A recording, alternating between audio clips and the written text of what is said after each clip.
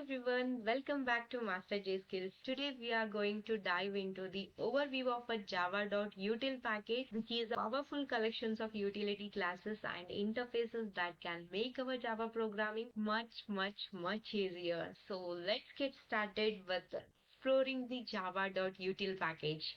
So the java.util package is a collection of utility classes and interfaces in Java. It provides a commonly used data structure such as a list, set, and map, as well as the other utility classes for manipulating date, time, and random numbers. Yes, the java.util package is a core part of a Java standard library, and it provides a wide range of commonly used data structures and utility classes for working with data structures, date and times, random numbers, and input-output streams. Let's dive in and explore some of the key features of this important package.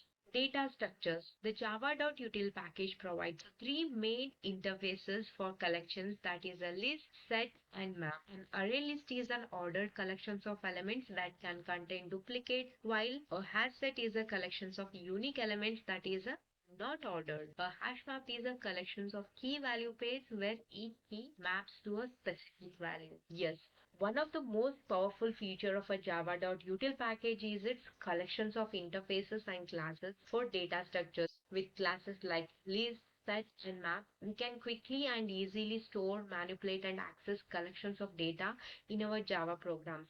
For example, the list interface provides ordered collections of elements, while the set interface contains a collection of unique elements. We can also work with a key value pairs using the map interface. To make it much easier, the java.util package also includes a predefined implementations of these interfaces like ArrayList and HashMap. We will explore each of these interfaces with its implementation in further videos, which is dedicated for each of specific interfaces and its implementation. Date and time. The java.util package includes a date, calendar, and time zone classes. The date class represents a specific moment in time, while the calendar class provides a way to manipulate and format the dates and times. The time zone class allows you to work with a different time zone. Yes, the java.util package also includes a powerful classes for working with the dates and times. With the date, calendar, and time zone classes, we can easily manipulate and format dates and work with the time zones and represent a specific moment in time. This is especially important for international applications where the time zone and date formatting can be complex and challenging. We will explore with an example in further videos.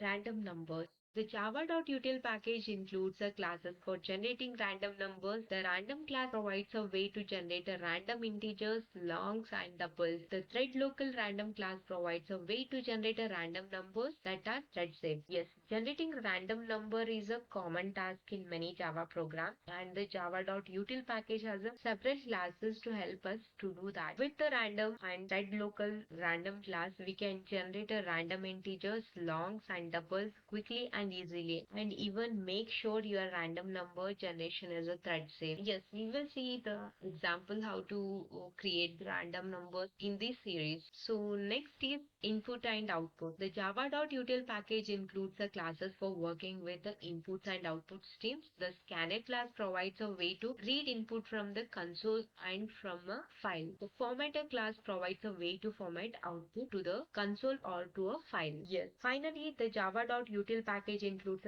several classes for working with the input and output streams. Scanner class is especially useful for reading input from a console or from a file, while the formatter class lets us format output to a console or to a file. These classes can make our Java programming more interactive, flexible, and help us to handle a complex input-output task. Collection framework hierarchy. So here you can see that the root interface is an iterable which is extended by the collection and which again divided into three, that is set, queue, and list. Java collection framework is a set of classes and interfaces that provides an organized way to work with the collections of objects. Here the collections can be thought of as a container that holds a group of related objects. The Java collection framework has a hierarchy that starts with a collection interface, which is a root of hierarchy, which extends a iterable. The collection interface has three different sub interfaces, that is set, queue, and list. The list interface extends a collection and provides an ordered collection of elements where duplicates are allowed. The set interface also extends a collection but does not allow duplicates. The queue interface represents a collection designed for holding elements prior to processing and order elements in first out manner, that is FIFO or manner. Here you can see the map is not a part of collection interface. Though the map interface is a separate branch in the hierarchy which maps a key to values, the map interface does not extend the collection interface, but it is an important part of collection framework. So now let's see the implementation of each of these interfaces. Collection implementation. So the list interface has a three main implementation: ArrayList, LinkedList and vector. ArrayList is the most commonly used implementation and it stores elements in an array. LinkedList stores the elements as a linked list, while vector is a similar to ArrayList but it is synchronized, which means it's a thread safe. We will look into each of these implementation with its interface in later these series. The set interface also has a three main implementation, that is HashSet, LinkedHashSet and TreeSet. The HashSet is the most commonly used implementation and stores elements in the hash table. LinkedSet maintains the order of insertion while TreeSet sorts the elements in natural order. So now let's see the map implementation. The map interface has a three main implementation, that is HashMap, LinkedHashMap and TreeMap. HashMap is the most commonly used implementation and stores the key value pairs in the hash table. LinkedHashMap maintains the order of insertion while TreeMap sorts the keys in natural order. Basically, the collection interface has a three different interfaces, that is the set, list and queue. So you can see set is an interface where it is implemented by the hash set, which in turn implemented by the linked hash set. So linked hash set is a child and HashSet is a parent class. So these two are classes which is implementing a set interface. If we see the tree set is a class which is implementing navigable set, which in turn implementing an interface sorted set and to the parent set interface. So if we see the list interface, which is implementing ArrayList is implementing list interface, the vector implementing stack to the parent list interface. Even the list is implemented by the linked list, where it is implemented by even queue and PriorityQueue also implementing queue interface. So this is overall hierarchy of a collection framework. And if we look map, so map is an interface which is implemented by the properties and hash table. These two are legacy classes. And if we see here, linked HashMap and HashMap is two classes which are implementing a map interface, and the tree map to the navigable map and sorted map to the map implementation. These two are interfaces. Sorted map and navigable map are interfaces and tree map is a class. So if we observe, this basically looks like a set interface. You can see set, hash set, linked hash set, sorted set, navigable set and tree set. If we look into the map interface, you can see hash table properties. So these are legacy classes, whereas if we compare to the hash set, it looks similar. List interface and its implementation. The Java list interface is a sub-interface of a collection interface which represents an ordered collections of elements. The list interface allows for elements to be accessed by their index in the list and also supports adding, removing and replacing elements at a specific position in the list.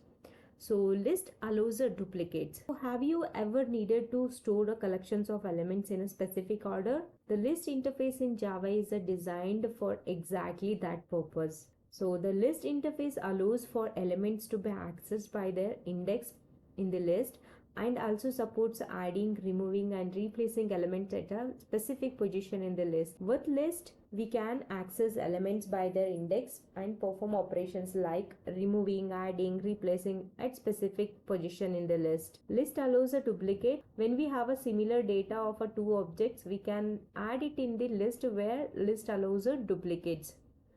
So the list interface defines several methods for working with list. Some of them are add, remove, get, set and index of.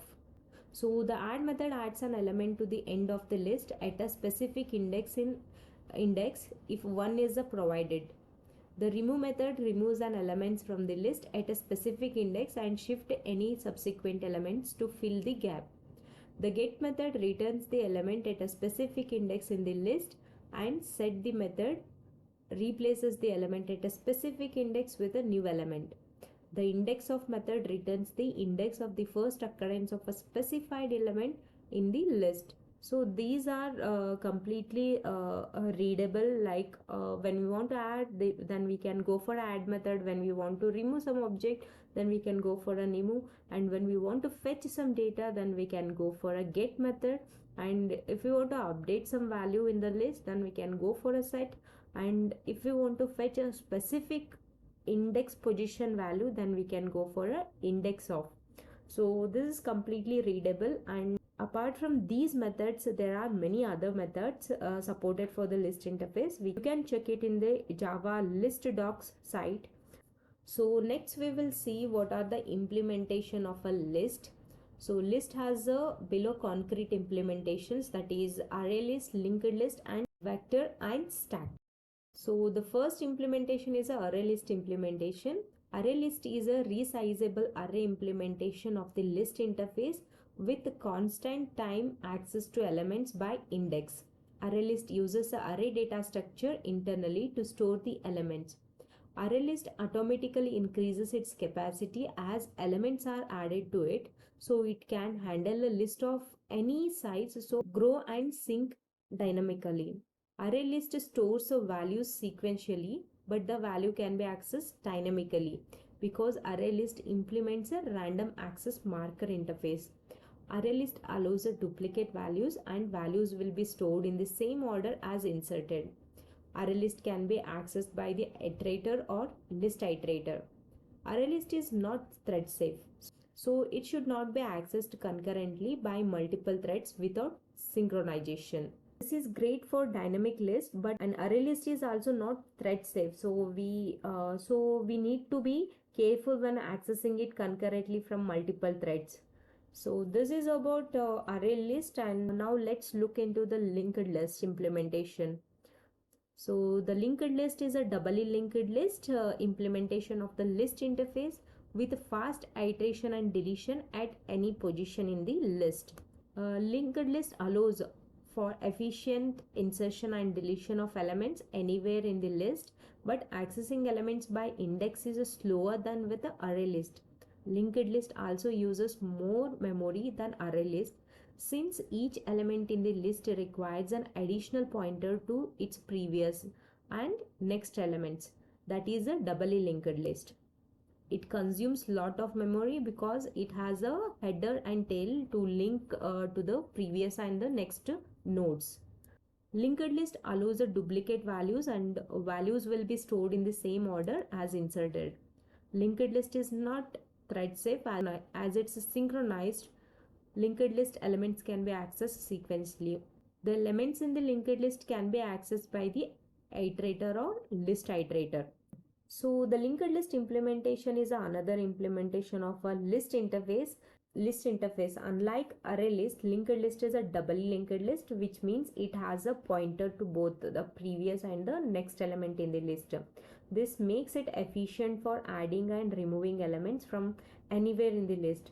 However, accessing elements by index is slower with a linked list than with the array list, and it also uses a more memory due to the additional pointers. Can anyone think of a use case where the linked list might be a better choice than an array list? Please drop in the comment box. Now let's move into the vector implementation.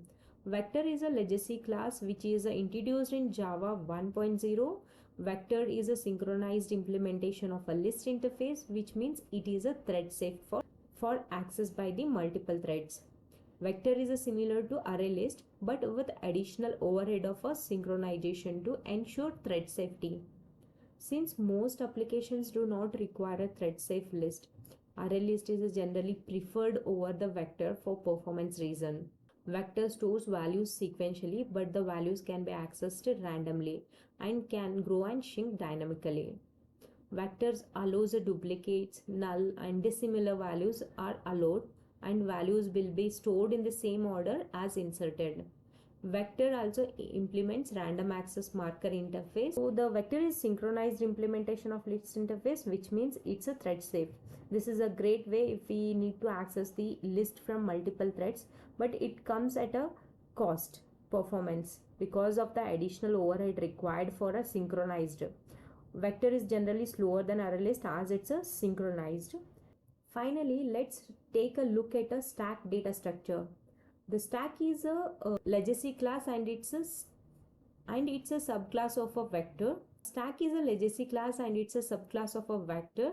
The stack class in Java is implemented using an array with a pointer to the top of the stack. When we push an element into the stack, it's added to the top of the array and the pointer is incremented. When we pop an element from the stack, the element at the top of the array is removed and the pointer is decreased. Stack is synchronized. As a stack is synchronized, stack is a thread safe. So it can be accessed concurrently by multiple threads without synchronization. So a stack is a last in first out data structure, which means that last element added to the stack is the first one removed. Stack class in a Java provides some methods for adding elements to the top of the stack, that is a push, removing elements from the top of the stack, that is a pop, and inspecting the elements at the top of the stack without removing. So we will look each one of these implementation with an example for better understanding. This is completely the theoretical. So these implementation we will see later in the with an examples. Set interface and its implementation. This interface is an important part of a Java collection framework, and it's a design to represent a collections of unique elements. If you need to store a collections of elements but you don't want any duplicates, then the set is a perfect choice. Set interface is a part of Java collection framework and it's defined in the java.util package. Java set interface is a collection interface in a Java that represents a set of unique elements. Sets are used when you need to store a collections of elements but you don't want a duplicate. So let's see its implementation. Set interface has a three different implementation, that is a HashSet, TreeSet and LinkedHashSet. Let's look at this some among the methods provided by the set interface. The set interface defines several methods for working with a list, includes like add, remove, contain, size, isEmpty, clear, add all, remove all. Apart from these methods, there are many other methods supported for set interface. You can check in the set Java set docs site. I will provide it in the description. Now let's look into the HashSet implementation. One of the implementation of a set interface is a HashSet. It uses a hash table to store the elements, which provides a constant time in performance for add, remove, contain operations. This implementation does not maintain the order of element, which makes it useful when the order is not imported. HashSet is one of the implementation of a set interface in Java. It uses a hash table to store the elements, which provides a constant time performance for add, remove and contains operation. HashSet does not maintain the order of elements. HashSet does not allow duplicates, and values are stored in an unsorted random order and will not be in the same order as inserted. HashSet allows a different type of objects and null values. HashSet can use only iterator for accessing elements. This is about the hash set. Now let's look into the LinkedHashSet.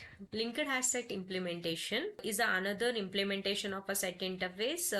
Is a LinkedHashSet. This implementation is similar to hash table but maintains the order of elements in which they were inserted. The LinkedHashSet uses a doubly linked list to maintain the order.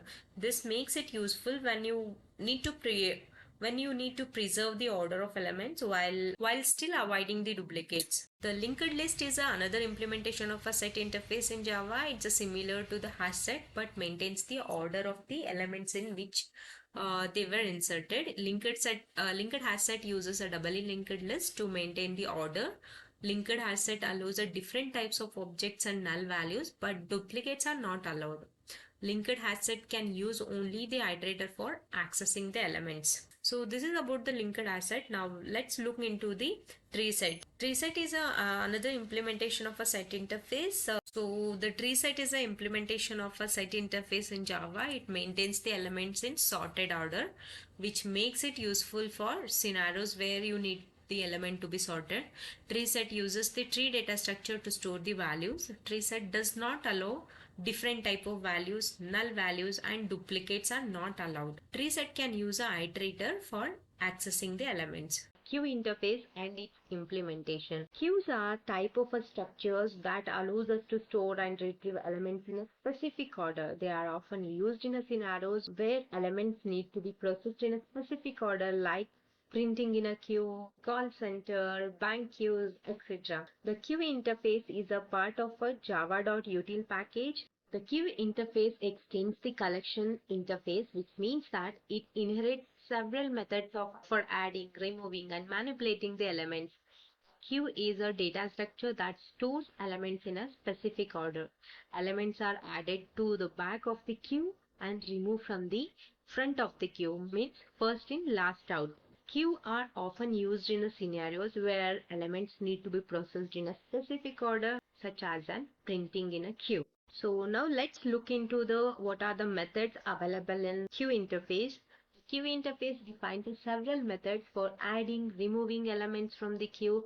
The most common methods include add, which adds the elements to the back of the queue, adds an elements to the back of the queue and returns true if the operation was successful. Remove, removes and return the element at the front of the queue. Pull, removes and returns the elements at the front of the queue or returns null if the queue is empty. P, returns the elements at the front of the queue without removing it, or returns null if the queue is empty. Apart from these methods, there are several methods which is supported by the queue interface, which you can go through in the queue interface docs.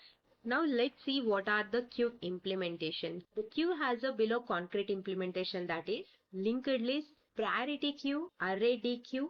These are the pre-implementation of a queue interface. So let's look into each of them. Linked list implementation. Linked list is a doubly linked list implementation of a queue interface in Java. Each element in the list is stored as a node, which contains a reference to the next node in the list as well as the previous node. One downside of a linked list is that accessing the element in middle of the list can be slow, since it requires iterating through the nodes. This means that for application where elements access is important, like searching for specific elements, linked list may be not the best choice. However, for applications where adding and removing elements in the primary is concerned, then linked list can be very efficient.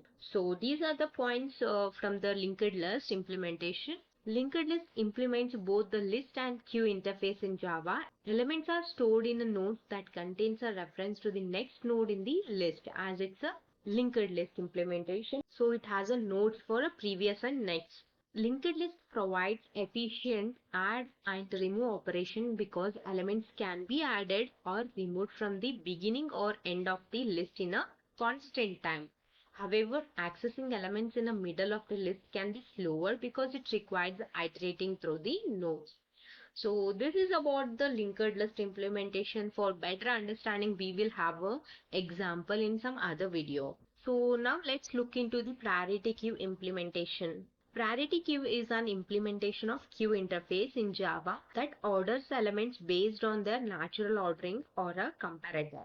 Elements are stored in a priority heap, which is a complete binary tree that satisfies the heap property. The heap property ensures that the elements at the top of the tree, the root node, is always the highest priority element. PriorityQueue provides an efficient add and remove operation. So it has some logarithm time because the heap structure ensures that elements are always in a correct order. However, accessing elements in the middle of the priority queue is not supported. So when an element is added to the priority queue, it's inserted at the next available leaf node in the tree and then bubbled up to its proper position based on its priority. This means that the element with the highest priority is always at the root node of the tree, which makes it easier to retrieve the next element in the queue with the poll method. Priority queue is a good choice for application where the order of an element in the queue is important and where efficient add and remove operations are necessary. However, accessing elements in the middle of the queue is not supported, so it may not be in the best choice of all the applications. So this is about the priority queue. Now let's look into the ArrayDeque implementation. ArrayDeque is an implementation of a deque, that is double-ended queue, and queue interface in Java.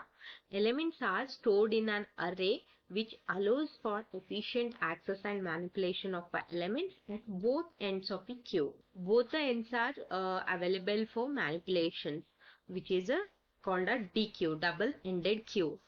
ArrayDeque provides a constant time operation, that is O of 1, for adding and removing elements from both the ends of a queue. However, accessing elements in the middle of the queue is not supported because it would require iterating through the array. So, which is basically the time consuming and not a performance wise choice while accessing elements in the middle of an ArrayDeque.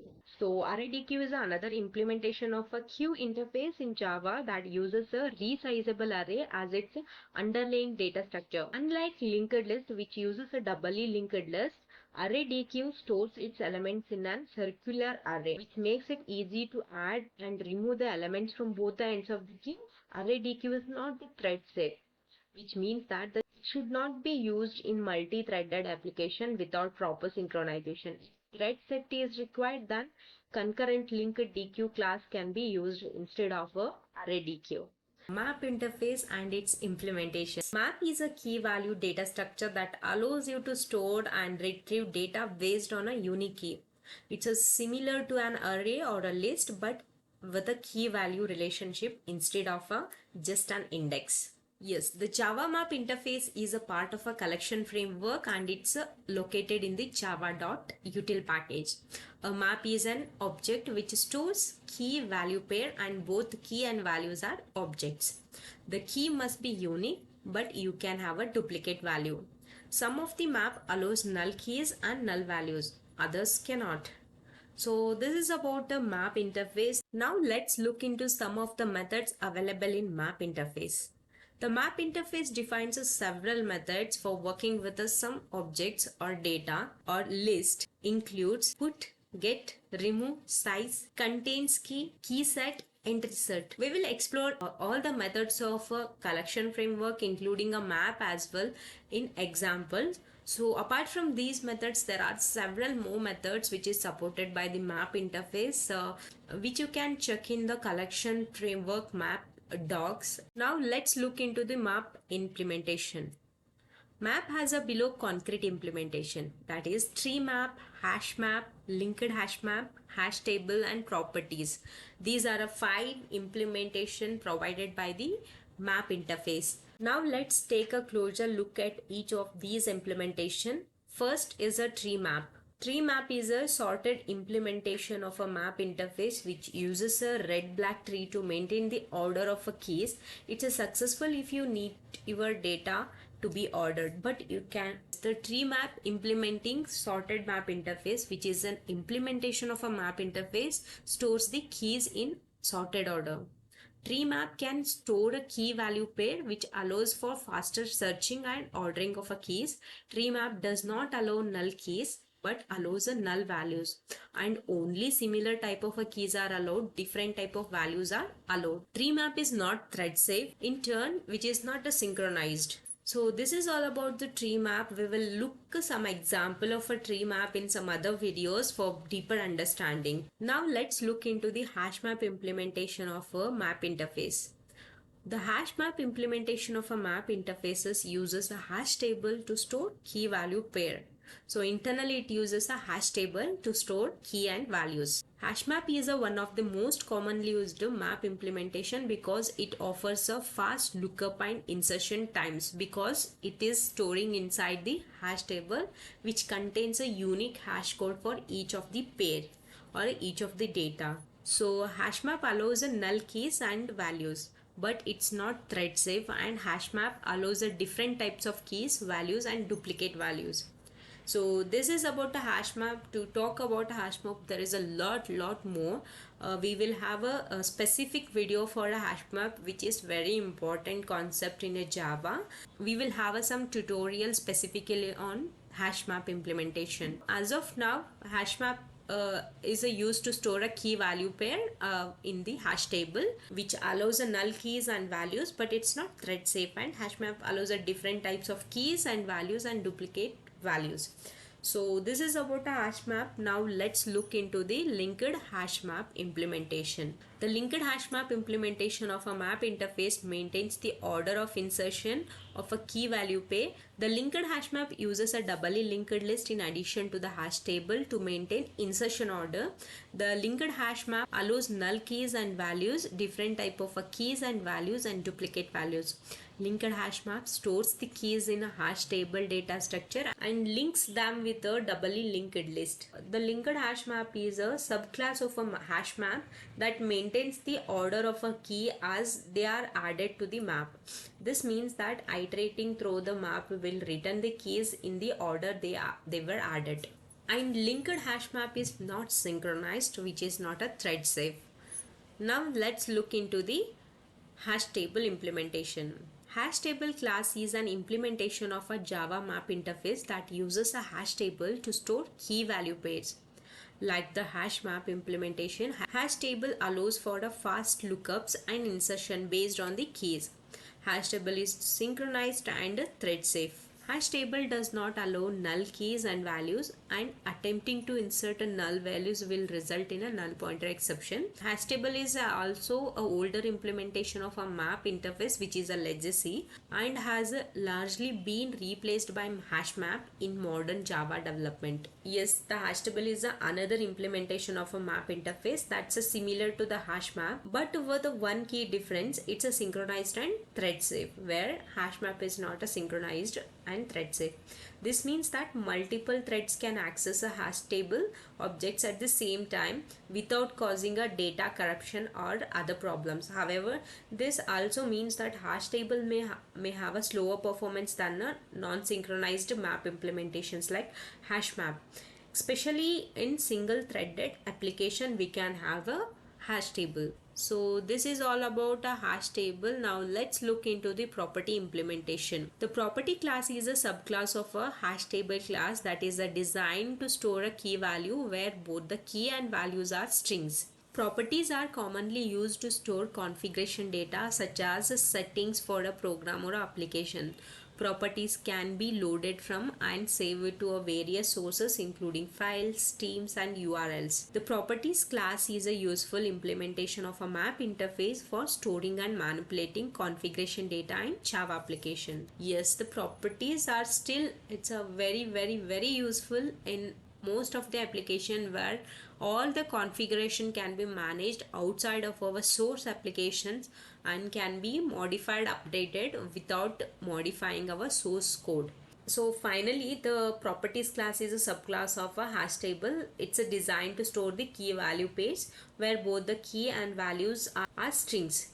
It's a commonly used to store configuration data such as setting for a program and application as set. For example, if we want to have a username, password, or if we want to fetch some data from the file, then we will be fetching all the data from using the property class. The Java map interface is a versatile and powerful data structure that allows you to store, retrieve data based on the unique key. Its many implementation including TreeMap, HashMap, LinkedHashMap, Hashtable and properties provides a variety of features and abilities that can be used to solve a wide range of programming challenges. So that's all for today, and thank you for your attention, and I hope this video has helped you to understand about the Java map interface better. That's brief overview of a Java collection framework map interface. If you have any doubts, please drop in the comment box.